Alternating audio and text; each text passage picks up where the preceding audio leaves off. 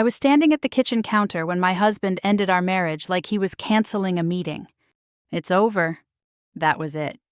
No hesitation. No apology. Just 2 words, dropped between us like something already decided long before he said them out loud. The refrigerator hummed behind me. A pot of soup simmered gently on the stove, the smell of garlic and thyme filling the air like any other ordinary evening. Outside, a car passed slowly, tires brushing against the pavement. Everything sounded normal, but nothing felt normal. I didn't turn around right away. My fingers pressed into the cool marble countertop, steadying myself, grounding my body before my mind could catch up. I could feel him behind me, waiting for something. A reaction. Tears. Anger. Questions. Maybe even begging. That's what he expected. Instead, I stayed still, and I listened.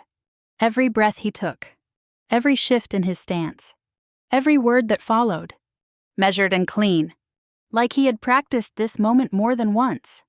And that's when I knew. This wasn't sudden. This wasn't emotional. This was planned.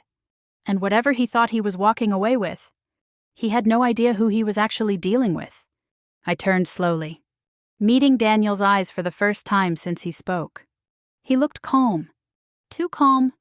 Like a man who believed the hardest part was already behind him. "Claire," he said. Softer now. Like he was adjusting his tone for effect. "I don't want to drag this out. I've already taken care of things." Taken care of things. The words didn't just land. They settled. Heavy. Precise. I tilted my head slightly, studying him. What does that mean? He exhaled like I had asked something unnecessary. It means the paperwork is already in motion. The accounts have been separated. The house will be listed next month. Accounts. Separated. House. Listed. Each word felt less like information and more like confirmation. Not of what he was saying, but of what I had already started to suspect. He wasn't asking for a divorce. He was informing me it had already begun. I nodded once. Not in agreement. Not in acceptance. Just acknowledgement. And that was the first thing that unsettled him. I saw it flicker, quick. Almost invisible, but it was there. A small crack in his certainty. The moment where reality didn't follow the script he had written in his head. "You're taking this better than I thought," he said carefully. Better. I almost smiled at that. What I didn't say was that I had been noticing things for months. The late-night phone calls he took outside. Pacing like he didn't want walls to hear him. The way his phone was always turned face down now. Like even a notification might betray him. The small changes in the financial summaries he stopped discussing with me, assuming I wouldn't look twice. What I didn't say was that I had already stopped reacting long before this moment. Because something about Daniel had shifted. Quietly. Gradually. Like a current changing direction beneath still water. And I had learned, a long time ago, not to fight the current, but to understand it. "I guess I just saw it coming," I said instead. That wasn't entirely true. But it wasn't entirely false either. He nodded, visibly relieved. Of course he was. This was easier for him. Cleaner. No confrontation. No emotional mess to deal with. That's what he wanted. That's what he thought he was getting. He stepped closer, lowering his voice as if we were having a calm, reasonable discussion between 2 adults who had simply grown apart. "I've made sure everything is fair. Claire, you won't have to worry. Fair." That word lingered longer than the others. I let the silence stretch for a moment before responding. Not because I didn't have anything to say, but because I wanted to hear how it sounded when it settled between us. Then, slowly, I glanced past him toward the hallway. His office door was closed. It had been closed a lot lately. Locked. More often than not. Untouchable. Except for one small detail he had forgotten. I looked back at him. My expression calm. Steady. Unreadable. "I'm not worried," I said quietly. And for the first time since he walked into that kitchen, I meant it. Because while Daniel believed he had already taken care of everything, I had been paying attention to everything, and I hadn't said a word. I didn't sleep that night. I lay in bed staring at the ceiling, listening to the quiet hum of the house that suddenly felt unfamiliar. Daniel had gone to the guest room without another word, like we were already living separate lives under the same roof. But the truth was, none of this started that night. It started weeks ago, maybe even months. I just hadn't named it yet. At first, it was small things, the kind you could explain away if you wanted to. Daniel taking calls outside instead of in his office. His voice low, controlled, like he didn't want to be overheard. One night, I stood by the kitchen sink, hands in warm water, listening through the cracked window. "I'll handle it," he said quietly. "She doesn't need to know yet." I froze. Not because of what he said, but how he said it. Careful, deliberate, planned. I dried my hands slowly, forcing myself not to react, not to step outside, not to ask questions I wasn't ready to hear answers to. That was the first moment something shifted. After that, I started noticing more. His phone was always face down, always within reach. Even when he stepped out of the room, he took it with him like it had become part of his hand. When I asked simple questions about his day, about work, his answers became shorter, thinner, like he was giving me just enough to end the conversation. "You're overthinking things," he told me once, not even looking up from his screen. Maybe I was finally paying attention. The business changed too. Not all at once. That would have been obvious. It happened in quiet adjustments. I used to review every financial report before it was finalized. Every vendor payment, every contract revision. I knew where the money went, how it moved, why it mattered. Then, gradually, Daniel started simplifying things. "I'll take care of it," he said one afternoon, sliding a folder away before I could open it. "You don't need to worry about this anymore." At the time, it sounded like relief. Less work, less pressure. Now, I understood it differently. Less access, less visibility, less control. One evening, I logged into the system to check a routine report. There was a transaction flagged, just for a second. A transfer I didn't recognize. The amount wasn't small, but it wasn't large enough to cause immediate alarm either.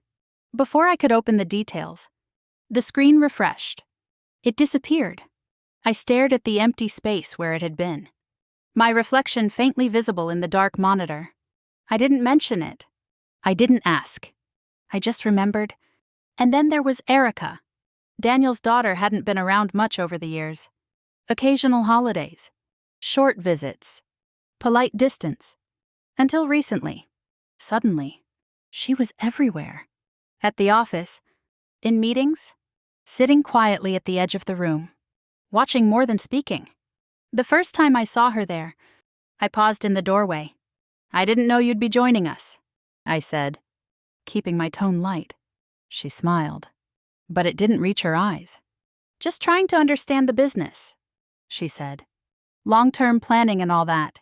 Long-term? The word lingered, as if I wasn't part of that timeline, as if I was something temporary. I brushed it off in the moment. But I noticed how Daniel looked at her during meetings, approving, almost proud. I noticed how she took notes, not on the deals, but on the conversations, on who said what, on who led and who followed, and sometimes on me. One afternoon, as everyone packed up, I heard her say something under her breath. "It's already decided anyway." I turned, but she had already picked up her bag, her expression neutral. "Sorry," I asked. She shook her head lightly. "Nothing. Just thinking out loud." But she wasn't. I could feel it. The shift wasn't just emotional anymore. It was structural. I started getting left out of emails.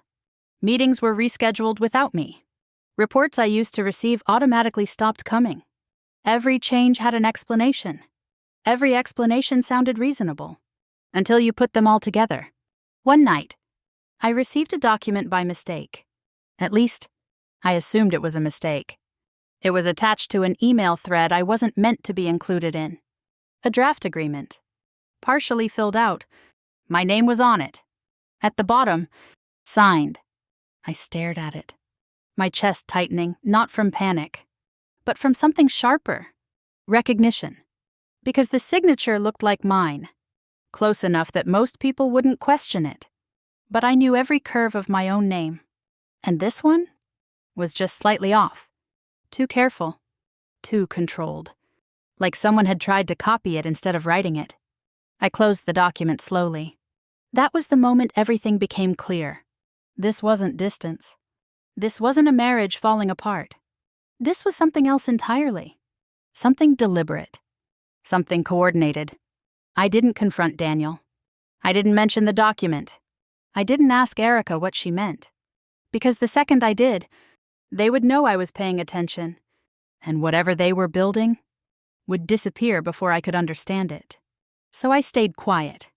I started saving everything. Screenshots, files, dates, small details that didn't seem important on their own. I stopped reacting. I started watching. That night, after Daniel told me it was over, I stood in the hallway outside his office. The door was closed, but something was different. I stepped closer, my eyes narrowing slightly. There was a second lock on the handle. New, subtle, easy to miss if you weren't looking for it. I reached out, brushing my fingers lightly against the metal. Cold, solid, intentional. And in that moment, I understood something I hadn't fully admitted to myself before. Whatever Daniel was planning, it wasn't just about leaving me. It was about making sure I had nothing left when he did. The next morning, the house felt quieter than it should have. Daniel was already gone. No coffee left on the counter. No note. Not even the sound of his car pulling away. Just absence, clean, deliberate. Like something had already been erased. I stood in the kitchen for a moment, letting the silence settle around me. Then I walked to my laptop and opened it. If everything he said last night was true, then the evidence would already be there. Or it wouldn't. I logged into the shared system we used for the business. My fingers moved automatically. Muscle memory guiding me through passwords I'd used for years. The screen loaded, then stopped. Access denied. I stared at the message, reading it twice, as if it might change the second time. It didn't. Someone had removed my access. Not gradually. Not partially. Completely. And recently, I leaned back slowly, my mind already moving ahead of the moment. This wasn't just about control anymore. This was about timing. He had waited until the night he told me it was over, to make sure I couldn't see anything else. Which meant there was something worth hiding. I didn't try the login again. Instead, I opened an older pathway, one we had set up years ago during a compliance audit, temporary access, archived storage, something Daniel had dismissed as unnecessary once the issue was resolved. I entered the credentials carefully. For a second, nothing happened. Then the screen shifted. Access granted. A quiet breath left my chest. Not relief, but confirmation. He had forgotten, or he had underestimated what I would remember. I navigated through the folders slowly. Scanning names, dates, structures. Most of it looked familiar at first glance. Routine. Expected. Until I saw one labeled simply, Estate Planning, Internal. Neutral. Clean. Easy to overlook. I opened it. Inside were several documents. Neatly organized. Drafts. Revisions. Supporting files. I clicked on the most recent one. The file opened, and I began reading from the top, my eyes moving steadily, taking in every line without rushing. Legal language. Structured clauses. Asset distribution. Ownership alignment. And then, I saw it. My name wasn't there. Not once. I didn't react immediately. I just kept reading, forcing myself to stay focused, to absorb everything before letting it mean anything. By the time I reached the bottom, it was clear this wasn't a draft that included me differently. This was a draft that erased me entirely. Erica's name appeared again and again. Primary beneficiary. Controlling interest. Decision authority. Every major asset. Every major decision. Transferred. I sat there in silence, my fingers resting lightly on the keyboard. Not shocked. Not confused. Just certain. I moved my cursor to the document details and checked the metadata. Creation date. Weeks ago. Long before Daniel stood in the kitchen and told me it was over. This hadn't been a reaction to our marriage falling apart. This had been the plan all along. My eyes drifted back to the page, scanning more carefully now. There was a note embedded in the document, small, easy to miss. Final alignment with V. H. I stared at the initials for a moment. Then the name surfaced almost immediately. Victor Hale, Daniel's business partner. For years, Victor had been part of everything. Meetings, deals, negotiations. He used to greet me with the same easy familiarity as Daniel. Until recently. Lately. He barely looked at me. Conversations ended when I entered the room. Decisions were made without my input. At the time, I told myself it was just business shifting. Now, it looked like something else. Coordination. I went back to the folder and noticed something I hadn't at first. Another file. Same name. Slightly different version number. I hesitated for just a second, then opened it. This one was longer. More detailed. More final. I scrolled slowly. My pulse steady. My focus sharp. Additional clauses. Asset transfers already executed. Ownership structures rearranged under different entities. I recognized them immediately. LLCs I had helped organize. Accounts I had categorized. Properties I had tracked from acquisition to development. They weren't just moving things. They were using the system I built to move them cleanly, efficiently, quietly. My grip tightened slightly on the edge of the desk. Not from panic. From clarity, I scrolled to the bottom of the document. And there it was. My name. Printed neatly. Followed by a signature. For a moment, I just looked at it. It was close. Close enough that anyone unfamiliar with my handwriting wouldn't question it. But I knew better. The curve of the C was too stiff. The spacing was too precise. It didn't flow. It didn't belong to me.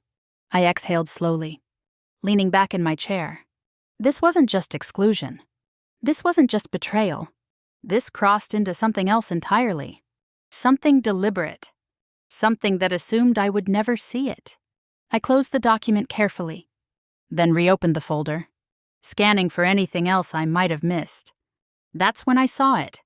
Another folder, smaller, tucked beneath the others, labeled with a single word.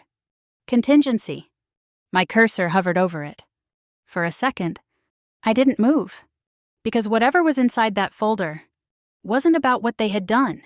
It was about what they thought I would do next, and why they believed they were already prepared for it. I clicked on the folder labeled Contingency. For a moment, nothing happened. Just the quiet hum of the laptop and the faint ticking of the clock on the wall behind me. Then the file opened. It wasn't emotional. That was the first thing I noticed. No personal language. No frustration. No anger. Just structure. Bullet points. Legal phrasing. Clean. Deliberate planning. I leaned forward slightly, my eyes scanning the first section. If Claire disputes asset division. Below it, a list of responses. Pre-written. Organized. If Claire initiates legal action. Another list. Countermeasures. Timelines. Suggested strategies. If Claire claims financial misconduct. A third list. More detailed. More specific. I felt something shift inside me. Not shock. Not even anger yet. Recognition. They hadn't just planned to leave me. They had planned for every version of me that might resist. I scrolled further down. My movement slower now. More careful. Each section assumed the same thing. That I would react emotionally. Quickly. Predictably. That I would confront Daniel. Demand answers. Maybe even threaten him. and that every one of those reactions could be managed. Contained, controlled. My jaw tightened slightly as I reached the next section. Credibility risk mitigation. I paused, then opened it. Inside was something colder than anything I had seen so far. Statements. Structured. Almost rehearsed. Descriptions of me, not as I was, but as they intended to present me. Limited involvement in business operations. Inconsistent financial awareness. Emotional volatility under stress. I stared at the screen, reading each line twice, letting the words settle, not because I believed them, but because I understood what they were doing. They weren't creating lies from nothing. They were reshaping fragments of truth. Yes, I had stepped back from certain operations because Daniel had pushed me out. Yes, I hadn't been reviewing every report recently because access had been quietly removed. They had taken those gaps and turned them into a narrative, a version of me that would be easy to dismiss, easy to discredit. My fingers hovered over the trackpad as I continued reading. Supporting documents were listed beneath each claim. Selective records, edited timelines, carefully chosen details. Not false enough to collapse immediately, just incomplete enough to mislead. I exhaled slowly, leaning back in my chair. This wasn't just strategy. This was storytelling. And I wasn't the author. I scrolled further. That's when I saw Erica's name, listed under supporting witness. I felt a flicker of something sharper then, not surprise, but confirmation. Beneath her name were notes. She has observed limited engagement from Claire. She can confirm Daniel's primary operational role.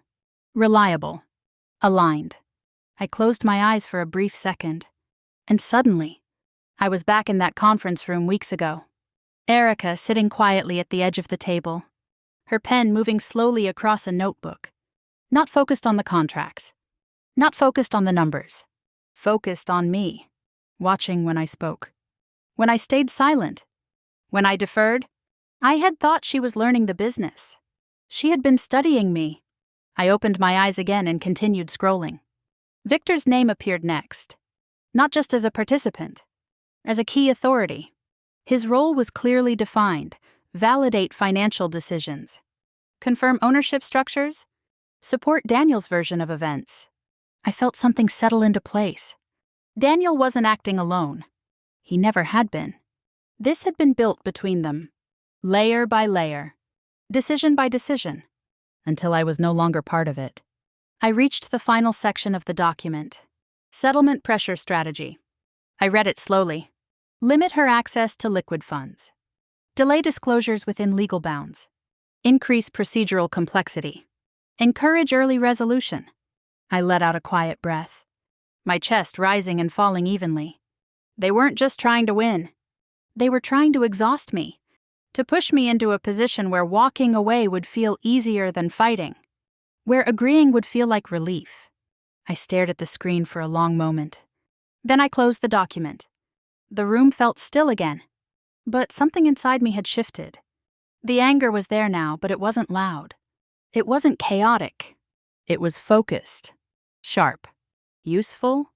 I reached into my desk drawer and pulled out a small external drive. I hadn't thought about it in years. Not since that audit scare early in the business, when everything felt uncertain and fragile. Back then, I had created a backup system. Independent, quiet, complete.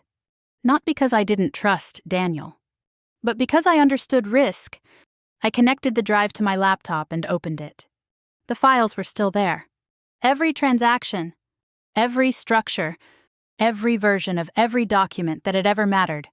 Unedited, untouched, real. A slow breath left my chest. They had built their plan, assuming I would be reacting in real time. They didn't know I had a record of everything that came before. I sat there for a moment, letting that settle. Then I reached for my phone. Not to call Daniel, not to confront Erica, not to ask questions, because I already knew the answers. If they had already planned every move I might make, then the only way to win was to make a move they never saw coming. I stared at my phone for a long moment before I unlocked it. Not because I didn't know what to do, But because I understood exactly what this meant, the second I made this call, everything would change. There would be no going back to silence. No pretending I didn't see what I had seen. I scrolled past familiar names. Friends. Contacts that belonged to a version of my life that no longer applied. Then I stopped. Margaret Ellison. I hadn't spoken to her in years. The last time was during a compliance issue early in the business, when everything felt uncertain and fragile. And she had stepped in with a kind of clarity that cut through panic like it didn't belong there. She wasn't just a lawyer. She was precise. And she didn't miss things. I pressed call. It rang twice before she answered. Margaret Ellison. Her voice was exactly the same. Steady. Direct. Margaret. It's Claire Whitmore. A brief pause. Not confusion, recognition. Claire, she said. It's been a while. It has. Another pause. This one different. Measuring. What can I do for you? I leaned back slightly in my chair, my eyes drifting to the laptop screen still glowing in front of me. I need someone to review a set of documents, I said. Quietly. Silence. Not empty, evaluating. Then, are you already behind, or do you still have time? The question settled deeper than anything else she had said. I didn't answer immediately, because I didn't know, or maybe I was still deciding. I'm not sure yet, I said finally. Another pause. Then her voice shifted, subtle, but unmistakable. Then you need to come in tomorrow morning, she said. And bring everything you have? The line went quiet for a second. Everything, I asked. If you're asking that, she replied. Then yes. The call ended. I sat there for a moment, the phone still in my hand. That was it. No reassurances. No questions about how I felt. Just direction. And somehow, that was exactly what I needed. I set the phone down and turned back to my laptop. The room felt different now. Not heavier. Clearer. I began organizing files first. I copied everything from the contingency folder. Both versions of the legal documents. The metadata. The transaction records I had already downloaded. Then I opened the external drive. The older records, the real ones. I cross-referenced them quickly, matching timelines, noting discrepancies, not trying to solve everything yet, just gathering, preserving. Screenshots followed, access logs, error messages. The moment my permissions had been removed, every small detail that could become something larger when placed in the right context. The process steadied me. There was something about structure that cut through emotion. Paper, files, order, proof. At some point, I stood and walked into the living room. The house was still quiet. On the shelf near the window sat a framed photo, Daniel and me, years ago, standing in front of our first property, a small commercial building we had taken a risk on when no one else would. I picked it up. We looked different then, not younger in the obvious sense. Lighter, like we were building something together instead of positioning against each other. My eyes drifted to the background of the photo. Blueprints taped to a temporary wall. Notes scribbled in the margins. My handwriting? I had structured that deal from the ground up. Every number, every clause, every decision. And now, pieces of that same structure were showing up in the documents I had just reviewed. Rearranged. Reassigned. Used. I set the frame back down carefully. Not with anger. With clarity.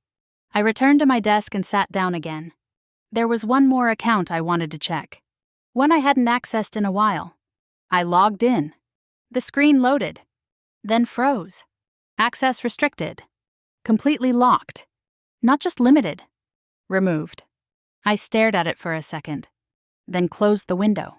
They were still moving. Still adjusting. Which meant time mattered. But it also meant something else. They were reacting. They just didn't know to what yet. I leaned back in my chair, exhaling slowly. What I already had was enough to change everything. I just needed someone who knew how to use it. The next morning, Margaret's office was exactly how I remembered it. Minimal. Organized. Quiet.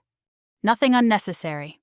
She looked up when I entered, her eyes scanning me briefly, not judging, not comforting, assessing. "You don't look surprised," she said.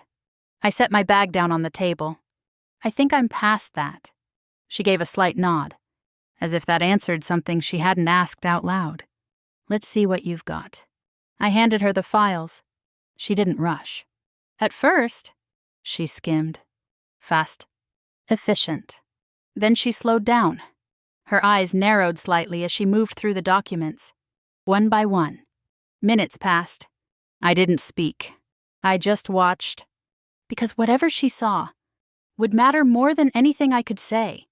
Finally, she set the last document down. "This isn't just a divorce situation," she said. I didn't respond. "I already knew that.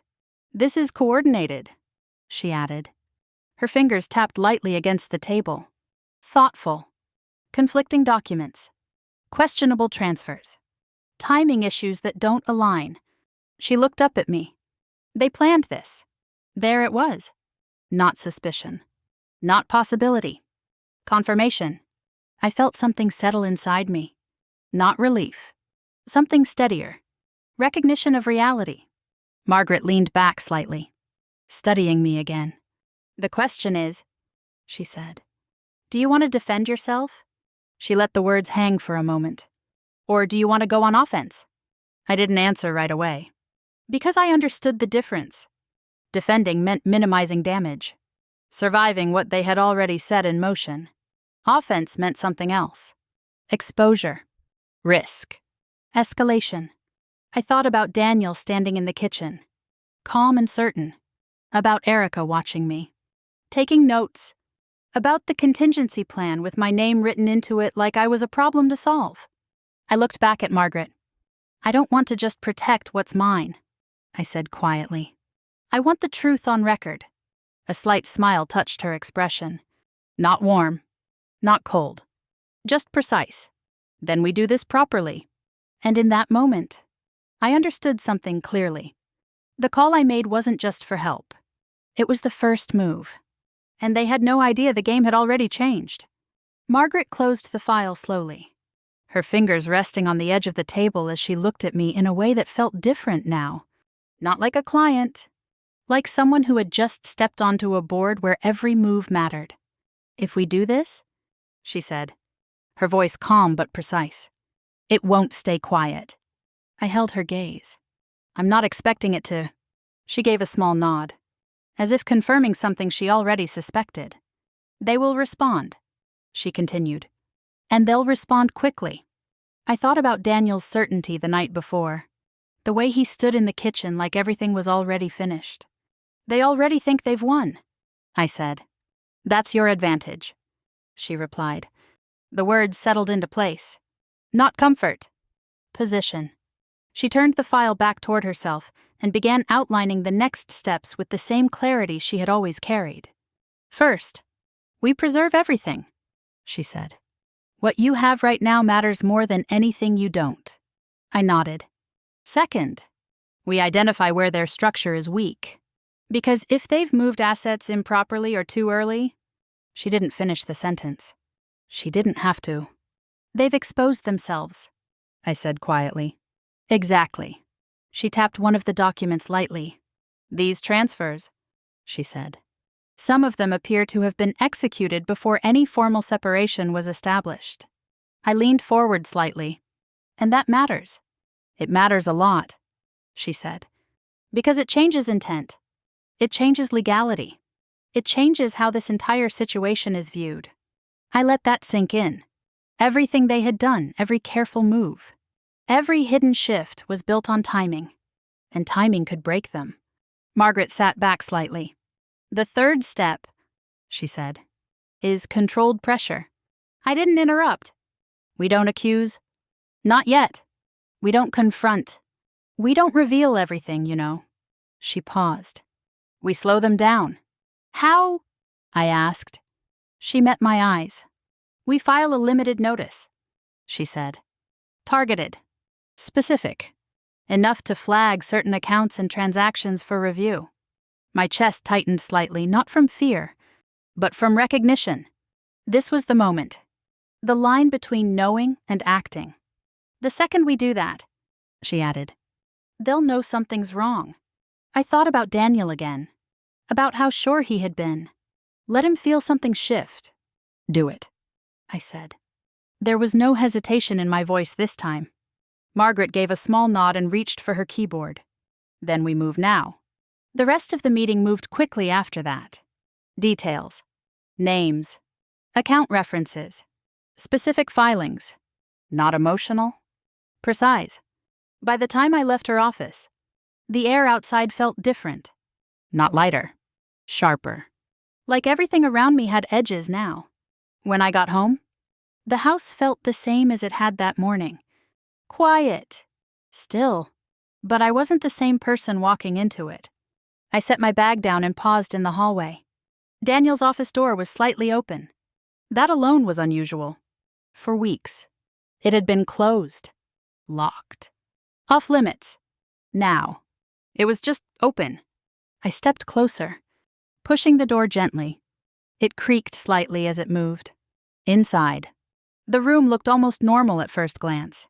Desk. Chair. Files. But something was off. I walked in slowly, my eyes scanning the space. The desk was too clean. Not organized. Cleared. Stacks of papers that used to sit on the left side were gone.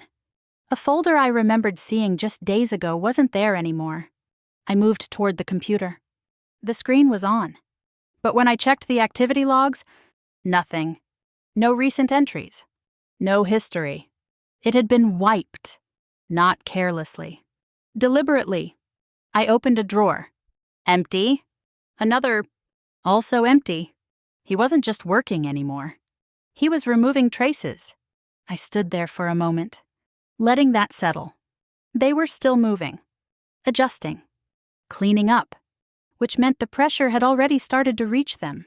My phone rang. I looked down at the screen. Daniel. Of course. I let it ring once. Twice. Then I answered. Hello? There was a brief pause on the other end. Claire. His voice was different. Still controlled. But tighter. Where have you been? He asked. Out. I said simply. Another pause. Then, more carefully. Did you do something with the accounts? There it was. Not direct. Not confident. A question. I leaned lightly against the desk, my gaze drifting across the room. I'm not sure what you mean, I said.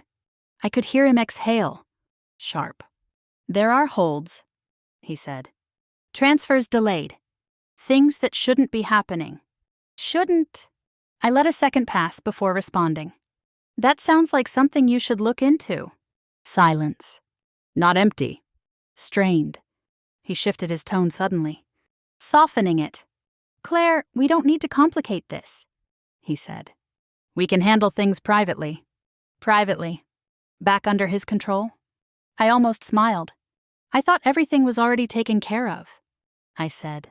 Another silence. Longer this time. You haven't talked to anyone, have you? He asked. There it was. The first real crack. I let the pause stretch just enough. Then, evenly. No? Should I have? He didn't answer immediately, and that told me everything I needed to know. When the call ended, I set my phone down slowly. A few seconds later, it buzzed again.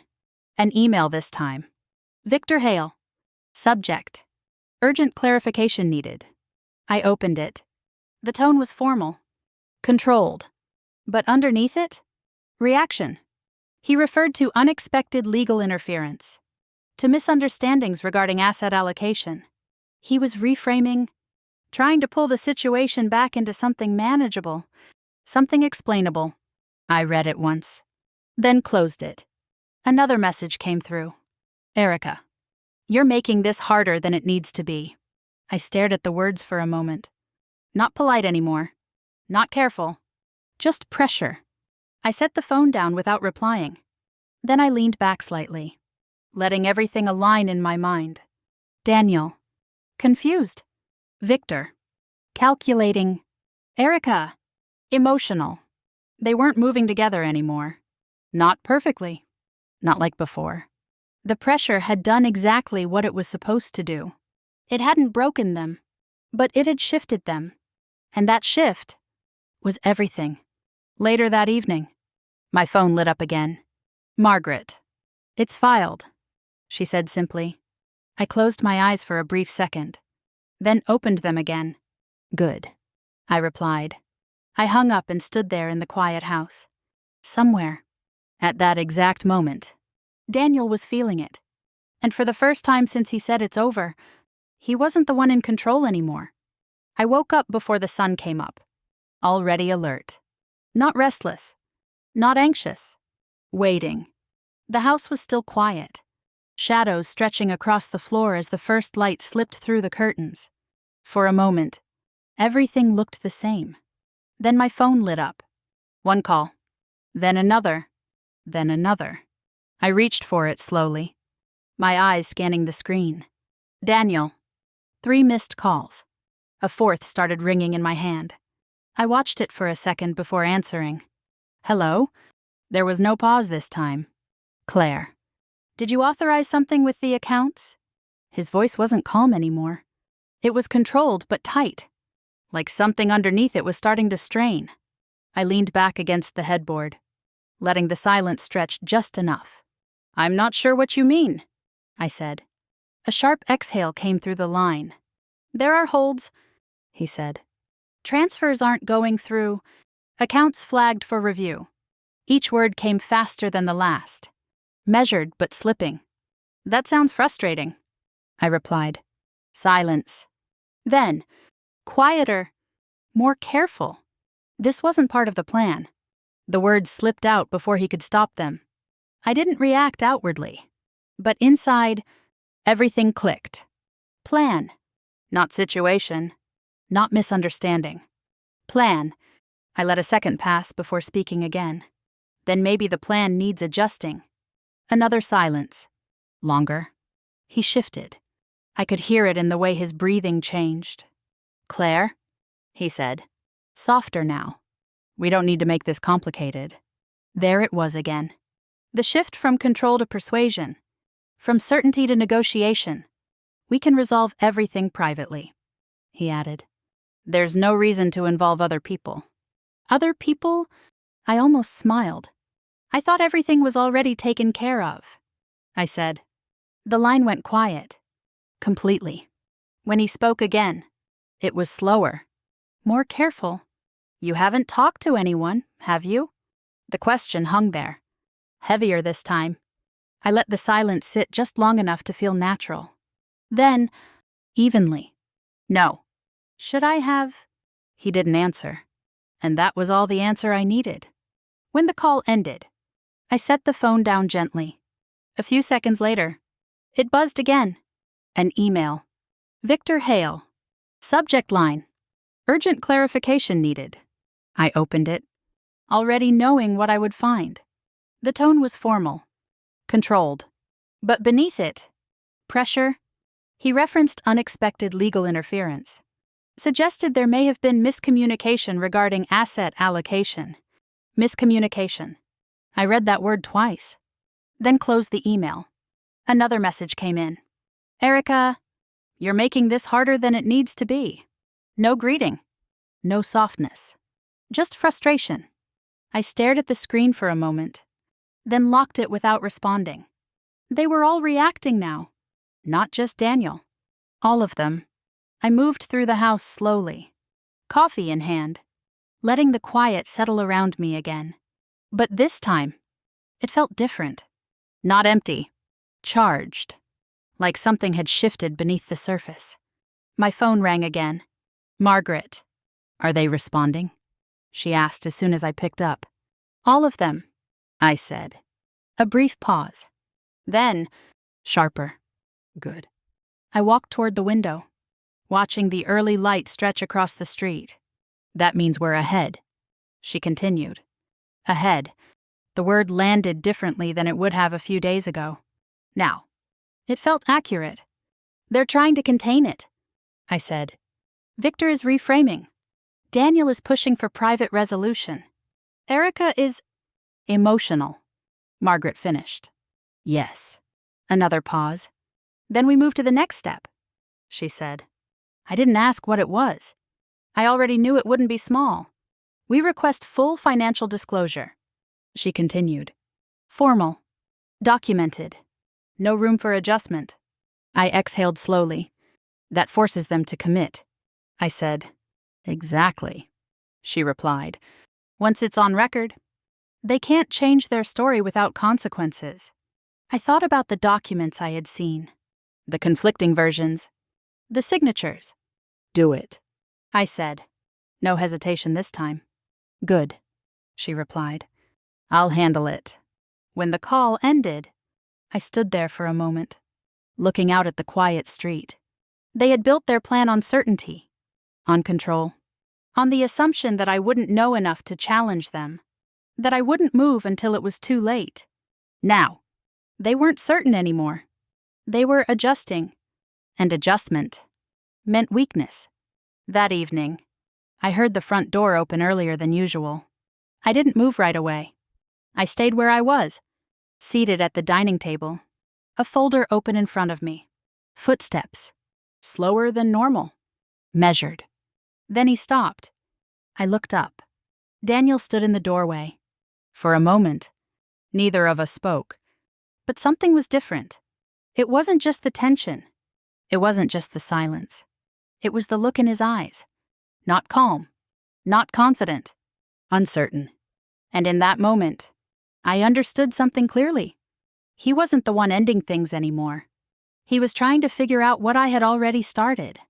Daniel stood in the doorway like he wasn't sure if he still belonged in the room. For a moment, neither of us spoke. The air felt heavier than it had ever been in this house. But I didn't look away. I sat at the dining table, a neat stack of papers in front of me, my hands resting calmly on either side of them. I wasn't hiding anything anymore. Not tonight. We need to talk, he said finally. His voice was steady, but there was something under it now. Not control, not certainty. Strain. I nodded once. We do.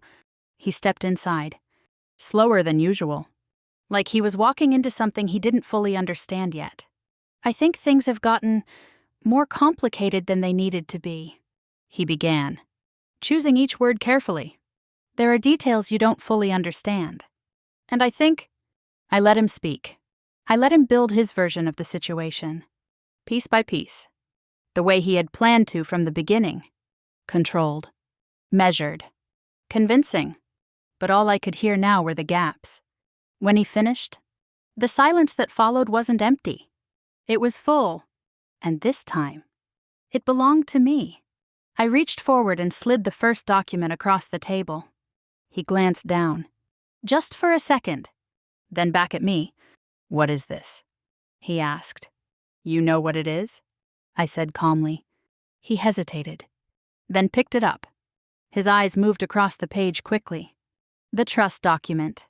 The one where my name no longer existed. I watched his expression carefully. There was no immediate denial. Just a pause. A fraction of a second too long. That's a draft, he said finally. Nothing finalized. I didn't respond. I just slid the second document across. His hand stilled. He didn't pick it up right away. Go ahead, I said quietly. He did. This one took longer. His eyes slowed as he read, scanning the additional clauses, the asset transfers, the restructuring he thought I would never see. When he looked up again, something had shifted. What are you doing? Claire, he asked. I didn't answer that. Instead, I placed another set of papers in front of him. Transaction records, access logs, evidence of changes that had been made without my knowledge, without my consent. His jaw tightened. You've been going through things that don't concern you, he said. I almost smiled. Don't concern me, I repeated softly. But I didn't push. Not yet. I reached for the final document, the one I had saved for last, and I placed it gently in front of him. "My name," I said. "At the bottom." He didn't move. "Look at it," I added, slowly. He did. The signature. Carefully written, almost perfect. But not mine. The room went completely still. "I never signed that," I said. The words didn't rise. They didn't break. They landed. And for the first time since this began, Daniel didn't have an answer ready. He looked at the paper. Then at me. Then back at the paper again. He started, then stopped. That hesitation said more than anything else could have. "You didn't just plan to leave me," I continued, my voice steady. "You planned to erase me." His expression hardened slightly, like he was trying to find his way back to control. "You're overreacting," he said. "You're taking things out of context." I held his gaze. "No," I said quietly. "I'm finally seeing the full context." He took a step forward, his tone shifting again. "We can still resolve this," he said. "There's no reason to escalate it like this. We can sit down, work through the details." "It's already being worked through," I interrupted. That stopped him. Completely. The meaning settled between us without needing to be explained. This wasn't just a conversation anymore. It wasn't just between the two of us. It was already in motion. Legally. Structurally. Beyond his control. I stood up slowly. Not rushed. Not reactive. Just certain. For a moment. We were standing across from each other. But the distance between us felt different now.